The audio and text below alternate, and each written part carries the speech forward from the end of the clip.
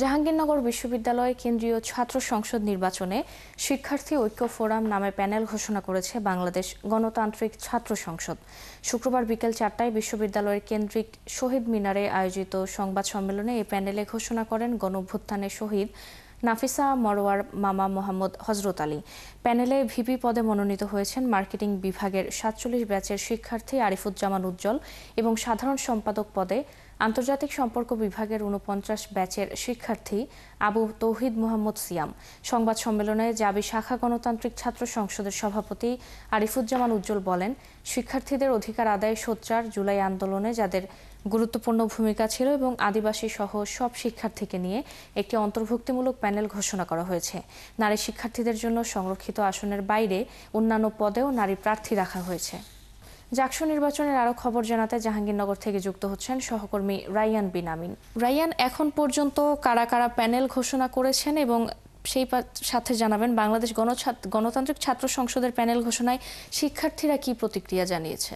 ফারজানা, এখন পর্যন্ত ইসলামী ছাত্র শিবির এবং গণতান্ত্রিক ছাত্র সংসদ এই দুটি প্যানেল ঘোষিত হয়েছে। তবে ছাত্র দল এখনো পর্যন্ত প্যানেল ঘোষণা করেনি। এছাড়া বাম ছাত্র সংগঠনগুলো যেগুলো আছে তারাও কিন্তু প্যানেল ঘোষণা করেনি। আর আগামীকাল ছাত্র দলের প্যানেল ঘোষণা করার কথা রয়েছে। আর বাম সংগঠনগুলো যেগুলো আছে তারা আরও ২-১ দিন সময় নিতে চাইছে। কালকে রাতে আমরা কথা বলেছি, তারা দুই একদিন সময় নিতে চাইছে প্যানেল ঘোষণা করার জন্য। তারা আরেকটু পর্যবেক্ষণ করে তারপরেই হয়তো চিন্তা ভাবনা করে তারা প্যানেল ঘোষণা করবে।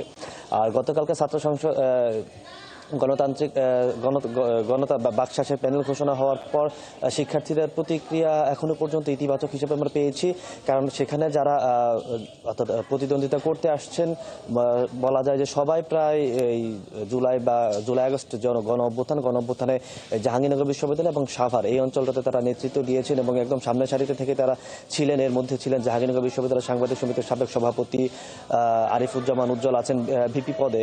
এর বাইরে আছেন জিএস পদে, এর বাইরে জিএস পদ বা এজিএস পদ, নারী এবং পুরুষ ছাত্র দুটি সবগুলো পদেই মোটামুটি বলা যায় যে একদম সামনের সারিতে নেতৃত্ব দেওয়া যারা শিক্ষার্থী এবং এরপর থেকে যারা বিশ্ববিদ্যালয়ে বিভিন্ন কল্যাণমূলক কাজ করে যাচ্ছেন এবং বিশ্ববিদ্যালয় প্রশাসনকে বিভিন্ন সময়ে যে কোনো শিক্ষার্থী বান্ধব যে কাজগুলো আছে, বিশেষ করে গণরুম হলগুলো থেকে গণরুম দূর করা এবং হলের যে সিট সংকট আছে সেই সিট সংকট দূর করা, লাইব্রেরির আসন বাড়ানো এবং বিশ্ববিদ্যালয়ের যে মূল যে সমস্যা শিক্ষা গবেষণা খাতে গুরুত্ব দেয়, এই বিষয়গুলোতে কিন্তু তারা নজর দিচ্ছেন। সেটা ইসলামী ছাত্র শিবির এবং গণতান্ত্রিক ছাত্র সংসদ ছাত্র দলের যারা আছে মোটামুটি সবাই এই বিষয়গুলো নিয়ে কিন্তু দীর্ঘদিন ধরে কাজ করছেন এবং এই জাকসু নির্বাচনকে কেন্দ্র করে তারা এই বিষয়টিকে এখন গুরুত্ব দিচ্ছেন। সেশন জট কমানো, শিক্ষার্থীদের যে কোনো দাবি দেওয়া, বিশেষ করে বিশ্ববিদ্যালয়ের চলমান যে সংকটগুলো আছে সেই সংকট দূর করা, বিশ্ববিদ্যালয়ের বিভিন্ন বিভাগে শিক্ষক সংকট আছে সেই শিক্ষক সংকট দূর করা এবং শিক্ষক নিয়োগের যে পদ্ধতি সেই পদ্ধতিগুলো নিয়েও কিন্তু তারা প্রশ্ন তুলেছেন বারবার। বিশ্ববিদ্যালয়ের শিক্ষক নিয়োগ বিষয় অর্থাৎ লিখিত পরীক্ষার মাধ্যমে তারা বিশ্ববিদ্যালয়ের শিক্ষক নিয়োগ নেওয়ার বিষয়ে বারবার দাবি জানাচ্ছেন, যাতে এখানে এই যে প্রক্রিয়াটা স্বচ্ছ হয় এবং কোনো রাজনৈতিক প্রভাবমুক্ত হিসাবে এই শিক্ষক নিয়োগ হতে পারে বিশ্ববিদ্যালয়ে। তো এই ছিল এখনো পর্যন্ত জাহাঙ্গীরনগর বিশ্ববিদ্যালয় থেকে সবশেষ আপডেট। ফারজানা, ধন্যবাদ রাইয়ান আমাদের সাথে যুক্ত হওয়ার জন্য। দর্শক, জাকসু নির্বাচনের খবর জানাচ্ছিলেন সহকর্মী রাইয়ান বিন আমিন।